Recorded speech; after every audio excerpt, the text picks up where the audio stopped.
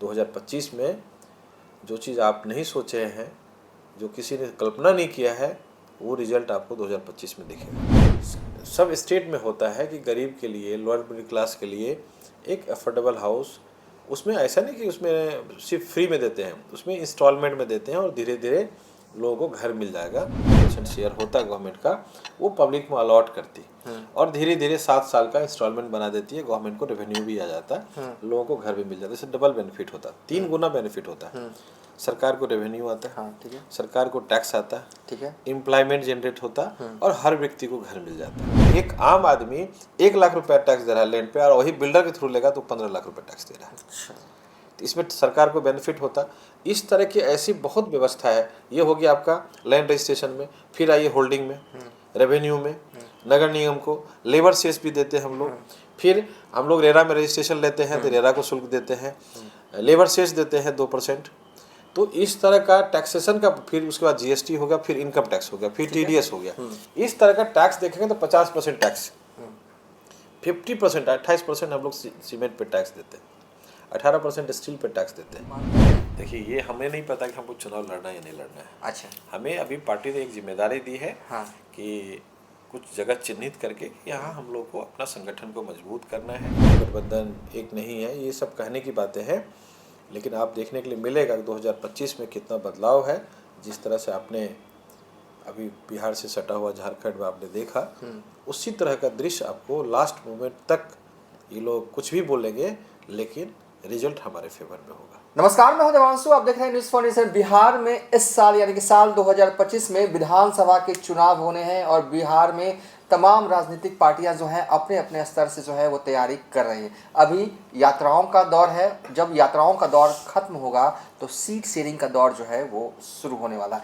एक रात की तस्वीरें दिखा देते हैं, बस कल की रात की तस्वीरें हैं, जहाँ पर देख सकते हैं गाड़ी की चारों ओर देखिए जो है वो फूलों की बारिश की जा रही है। और इन दिनों ये खूब चलन में है, बुलडोजर से फूलों की बारिश हो रही है, पटाखों की भी आवाज़ जो है आपको आ रही होगी और मुकेश सहनी गाड़ी के अंदर बैठे हुए हैं। इस तरीके से स्वागत जो है वो किया जा रहा है मुकेश सहनी का। कितनी सीटों पर चुनाव लड़ेंगे मुकेश सहनी और क्या है तैयारी उनकी, सब कुछ हम जानेंगे। इस वक्त हमारे साथ बात करने के लिए उन्हीं के पार्टी के राष्ट्रीय उपाध्यक्ष संजीव मिश्रा जी हैं। संजीव मिश्रा जी, बहुत स्वागत है। बहुत बहुत धन्यवाद। और देखा जा रहा है कि रात दिन लगे हुए हैं आपके नेता मुकेश सहनी जिलों में। कितनी सीटों पर आप चुनाव लड़िए, कुछ सोचा है या कि बाद में सोचना है? देखिए, अभी तो सबसे पहले ये है कि हम लोग 243 सीट पे चुनाव कैसे लड़ें, कैसे जीते, कैसे सरकार बनाए, सीट शेयरिंग बाद की बात है। हम लोग का एक ही ऑब्जेक्टिव है, जितने भी घटक दल हैं, कि कैंडिडेट सीट लेना और सीट को जीतना दोनों में बड़ा फ़र्क है। हम कितना सीट ले रहे हैं ये बहुत मैटर नहीं करता, हम कितना जीत रही है बहुत मैटर करता है। और इसी फॉर्मूला पे इस बार महागठबंधन काम करेगी। महागठबंधन के जितने भी घटक दल हैं, सबका एक ही प्लानिंग है कि इस बार हम लोग को सरकार बनानी है। इसके लिए कुछ सेक्रीफाइस भी करना पड़ेगा, तो हम सब लोग तैयार हैं। सामने वाला कोई कुछ बोल दे कि ये है वो है, इंडी गठबंधन एक नहीं है, ये सब कहने की बातें हैं, लेकिन आप देखने के लिए मिलेगा कि 2025 में कितना बदलाव है। जिस तरह से आपने अभी बिहार से सटा हुआ झारखंड में आपने देखा, उसी तरह का दृश्य आपको लास्ट मोमेंट तक ये लोग कुछ भी बोलेंगे, लेकिन रिजल्ट हमारे फेवर में होगा। नहीं, लेकिन ठीक है, वो आप नेता हैं, पार्टी के उपाध्यक्ष हैं, कहना भी चाहिए। लेकिन जो हमें दिख रहा है ना सर, मैं हम थोड़ा उस पर बात करते हैं। देखिए, और लोग कह भी रहे हैं कि एनडीए का जो जातीय समीकरण है ना वो इतना बड़ा हो चुका है, पहाड़ टाइप का हो चुका है कि महागठबंधन नहीं जीत पाएगा। अभी लोग कहते हैं, इसलिए हमने आपने देखा ना, यूपी में, झारखंड में आपने देखा ना क्या हुआ। वहाँ भी इसी तरह की बातें हो रही थी, कहीं नहीं, लेकिन रिजल्ट आपके सामने है। और जो झारखंड का चुनाव हुआ उसका सीधा असर कहीं न कहीं बिहार पे इम्पैक्ट पड़ेगा। और 2025 में जो चीज़ आप नहीं सोचे हैं, जो किसी ने कल्पना नहीं किया है, वो रिजल्ट आपको 2025 में दिखेगा। नहीं, जब आप ये कह रहे हैं ना कि जो आपने कल्पना नहीं किया है वो रिजल्ट दिखेगा, तो इसका कोई ना कोई आधार या फिर ग्राउंड पे जाते होंगे कुछ महसूस क्या है? मतलब ग्राउंड पे सिर्फ टीवी पे बोल देना, अखबार में छाप देना कि हमारा विजन ये है, हमारी ये स्ट्रेटजी है, हमारी ये प्लानिंग है, हम इम्प्लीमेंट करेंगे, लेकिन एग्जीक्यूशन का काम हो नहीं पाता है। कि आप बोल रहे हैं कि 2022 तक हम हर व्यक्ति को घर दे देंगे, हम यही बात पहले उठाते, कितने व्यक्ति को घर मिला और कैसे दिया आपने। बिहार सरकार के पास बहुत ऐसी प्रॉपर्टी है अभी जिसपे वो चाहते तो पीपीपी मॉडल में बिल्डर के साथ, कॉन्ट्रैक्टर के साथ टाई अप करके हर व्यक्ति को घर दे सकते थे और उससे गवर्नमेंट को रेवेन्यू भी आता और व्यक्ति को घर भी मिल जाता। जैसे और सब प्रदेश में आप देखते होंगे, डीडीए है, जीएनआईडीए है, हुडा है, हुडको है, सब स्टेट में होता है कि गरीब के लिए, लोअर मिडिल क्लास के लिए एक अफोर्डेबल हाउस, उसमें ऐसा नहीं कि उसमें सिर्फ फ्री में देते हैं, उसमें इंस्टॉलमेंट में देते हैं और धीरे धीरे लोगों को घर मिल जाएगा।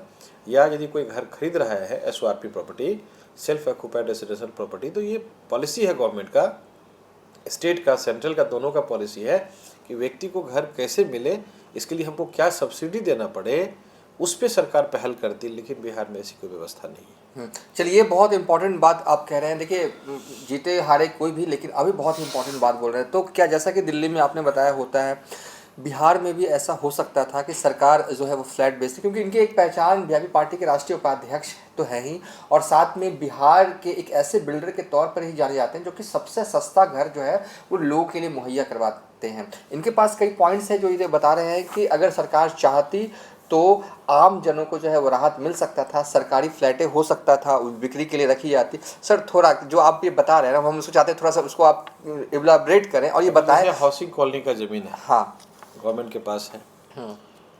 गवर्नमेंट हमारे जैसे बिल्डर को, कॉन्ट्रैक्टर को बीड निकाल करके, या जिसका काम अच्छा है, गवर्नमेंट रिकॉर्ड अच्छा है, जिसको अवार्ड मिला है, रिवार्ड मिला है, गवर्नमेंट की नज़र में सारी कामें होती हैं कि हम लोग किस तरीके से काम कर रहे हैं, अच्छे बिल्डर्स को बुला करके बीट करती है और ज़मीन आप जेबी में दे देते हैं। इन्वेस्टमेंट गवर्नमेंट को नहीं करना होता, उसमें इन्वेस्टमेंट हम लोग करते हैं, ठीक है, और अपना एक सर्टेन परसेंटेज हमको मिलता है और बिल्डर अपना परसेंटेज अपना बेच देते हैं।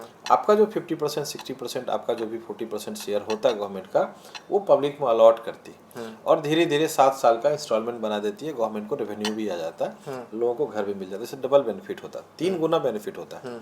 सरकार को रेवेन्यू आता है, हाँ, ठीक है, सरकार को टैक्स आता है, ठीक है, एम्प्लॉयमेंट जनरेट होता है और हर व्यक्ति को घर मिल जाता है और लोकल रिसोर्सेस उसमें एक दे देते हैं कि बाहर के लोग बीड नहीं कर सकते हैं, तो कहीं ना कहीं स्टेट का बेनिफिट मिलता है। तो इसमें एक, चूँकि हाउसिंग और इंफ्रा एक ऐसा प्रोजेक्ट है जिसमें बहुत ज़्यादा एम्प्लॉयमेंट है, मैक्सिमम टैक्स कलेक्शन है।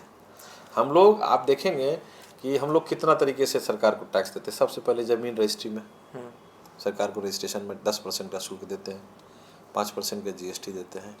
जब हम बेचते हैं किसी को तो फिर 10% का शुल्क देते हैं। हम लोग ज़मीन खरीदते हैं, उसको बिल्डिंग बना कर, यदि 100 करोड़ का ज़मीन है तो 1000 करोड़ का प्रोजेक्ट होता है, 10 गुना।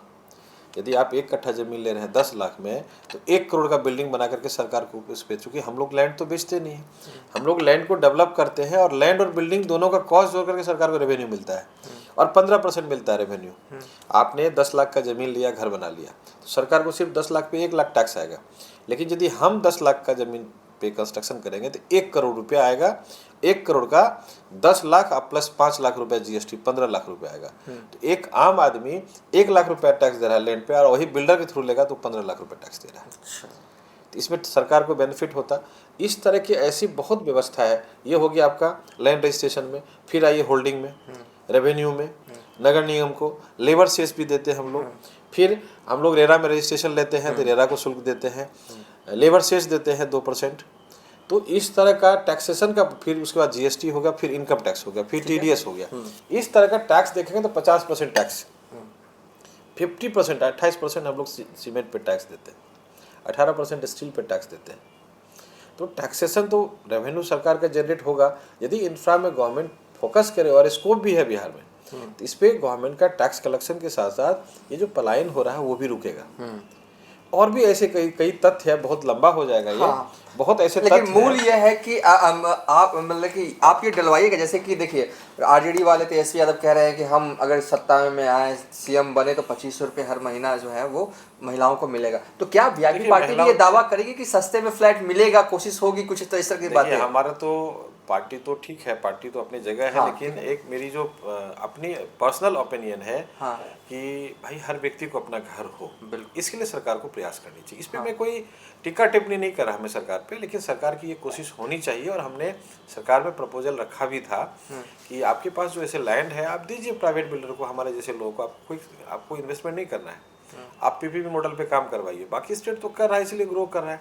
खाली जमीन को संजोग से रखने से अभी क्या है, फिर लोग उस पर अतिक्रमण कर रहा है। ऐसा नहीं कि सरकार के पास भी है, वो सरकार के पास नहीं है, किसी ने अतिक्रमण कर लिया है। अब उसको क्या है, कभी न कभी आपको प्रोजेक्ट लगेगा, उसको फिर हटाइए, हटाने से पहले उसको फिर घर देना पड़ेगा। फाइनली सरकार के ऊपर भी लैबी है वो। तो उससे अच्छा है कि आप प्लान्ड वे में काम करेंगे तो लोगों को घर भी मिल जाएगा, आपकी वाहवाही भी हो जाएगी। सरकार का जो मिशन है हर व्यक्ति को घर हो जाए, self occupied residential property, SORP बोलते हैं हम लोग उसको, तो वो भी मिशन पूरा हो जाएगा। तो इस पर सरकार को पहल करनी चाहिए। चलिए, आप इस बार जो है वो चुनाव लड़िएगा छातापुर से, कैसी तैयारी है? क्योंकि जो अपोनेंट साइड जो व्यक्ति हैं, नीरज कुमार बबलू धाकड़ नेता माने जाते हैं, कई टर्म जीत चुके हैं, इस बार चुनौती मानते हैं? देखिए, ये हमें नहीं पता कि हमको चुनाव लड़ना है या नहीं लड़ना है। अच्छा, हमें अभी पार्टी ने एक जिम्मेदारी दी है हाँ, कि कुछ जगह चिन्हित करके यहाँ हम लोग को अपना संगठन को मजबूत करना है।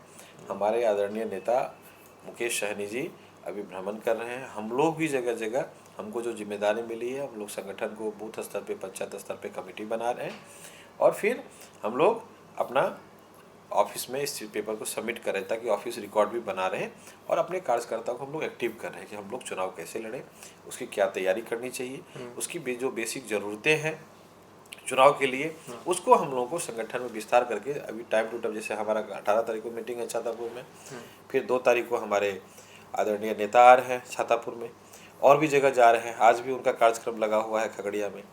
तो अभी तो देख रहे हैं लगातार हमारी पार्टी काम कर रही है, संगठन को मजबूत कर रही है, और हमारे साथ साथ हमारे घटक दल के जितने भी नेता हैं, हमारे आदरणीय आपको तेजस्वी जी, वो भी लगातार हर विधानसभा वाइज कार्यक्रम को कर रहे हैं।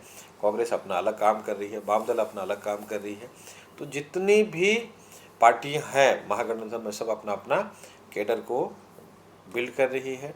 लोग हम तक कैसे पहुँचे, हम पब्लिक तक कैसे पहुँचे, उनकी समस्याएं क्या है, उनको भी नोट किया जा रहा है ताकि आने वाले समय में उसको हम लोग इम्प्रूव कर सकें। तो छातापुर में अगर जिस तरह की, क्योंकि आपका पैतृक गांव भी है वहाँ पे, क्या माहौल ऑपरेट कर पाए? क्योंकि उस सीट पर जो है एनडीए बहुत स्ट्रांग है। देखिए, पता पूरा चल जाएगा। सुपौल ही मतलब एक बहुत एक समय गढ़ नहीं है, NDA का। गढ़ है, ऐसा कुछ नहीं है। वोटर हर जगह वही है, 10% नीतीश 5% कुमार चले जाते हैं होता है। सुपौल लोकसभा में, तो हमने यही देखा, बस के ऊपर से कड़ी गर्मी में नीतीश कुमार का रोड शो होता है, बस हाथ हिला दिया, पूरा बेल्ट साफ। देखिए, वो लोकसभा का एक अलग हिसाब किताब रहता है, विधानसभा का अलग रहता है। ठीक है। क्योंकि ये क्षेत्रीय दल को लोग ज़्यादा प्रेफर करते हैं, और क्या है कि लोकसभा में लोग देखते हैं कि हमको सेंट्रल में नेता को चुनना है, विधानसभा में हमको स्टेट में चुनना है। तो दोनों चुनाव में बड़ा फ़र्क हो जाता है। आप देखते होंगे कहीं किसी विधानसभा में कोई पार्टी 10,000 से लीड करती है, लोकसभा में तो वही डिफीट कर जाती है 20,000 से विधानसभा में। तो ये कहने सुनने की बातें हैं, और में जो सरकार की पॉलिसी है अभी वो अपनी जगह है, लेकिन हम लोग अपनी मजबूती के साथ तैयारी कर रहे हैं, और आने वाले टाइम में हमारी अपनी एक अलग भूमिका होगी। और जो हमारे सनी समाज के और एक अति पिछड़ा का वोट है हमारे फेवर में जा रहा है, हम लोग उसके लिए खूब दिन रात मेहनत कर रहे हैं। लोग एक उम्मीद भरी नज़रों से हमारे नेता की तरफ देख रहे हैं।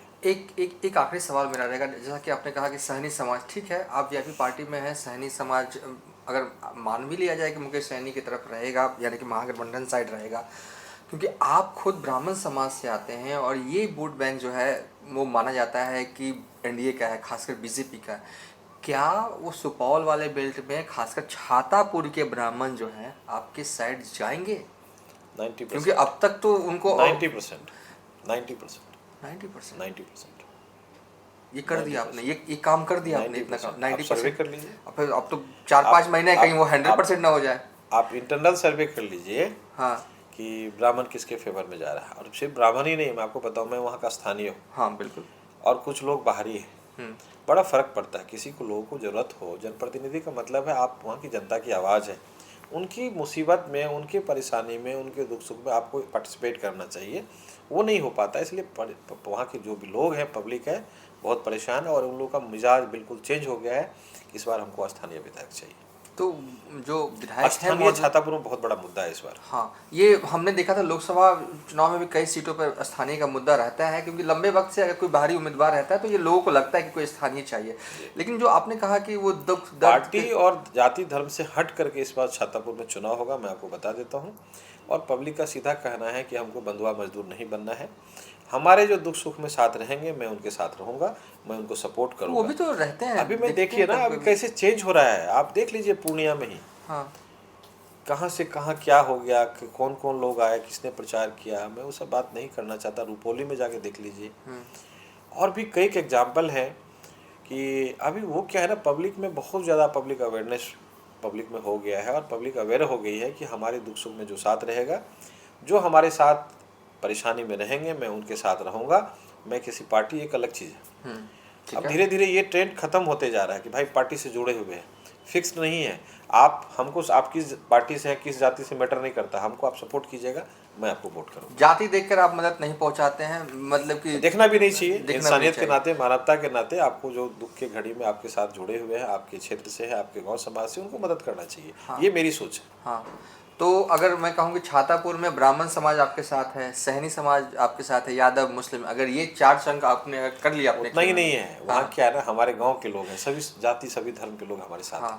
हम तो वहाँ के हैं, हमारा दधियर वहाँ है, ननियाल वहाँ है, सब चीज़ ससुराल वहाँ है, वहाँ हम जन्म लिए हैं, वहाँ अंतिम सांस वहीं लेंगे। हाँ, तो हम कहाँ जाएंगे? हम वहाँ एक सबसे अच्छा चीज़ क्या है कि इस बार सबका कहना यही है, यदि ऐसा होता है आप आते हैं तो हम लोग सभी समाज के लोग बोलते हैं, हम लोग इस बार पार्टी नहीं देखेंगे और धर्म जाति नहीं देखेंगे और आपको सपोर्ट करेंगे। तो चलिए, संजीव मिश्रा थे हमारे साथ, वीआईपी पार्टी के राष्ट्रीय उपाध्यक्ष हैं, छातापुर से चुनाव लड़ेंगे, लेकिन इनकी पहचान जो है वो बिहार के ऐसे बिल्डर के तौर पर है जो कि सबसे सस्ता घर जो है वो लोगों को मुहैया करवाते हैं। और इन्होंने हमसे बातचीत करने के दौरान साफ कहा कि ये चाहते हैं और इनकी तमन्ना है कि जब इनकी पार्टी या कहें कि इनका गठबंधन सत्ता में आए तो बिहार के लोगों को जो है और भी सस्ता जो है वो घर का सपना पूरा कर सके। फिलहाल अभी तक के लिए इतना ही। आप देखते रहिए न्यूज़ फॉर नेशन।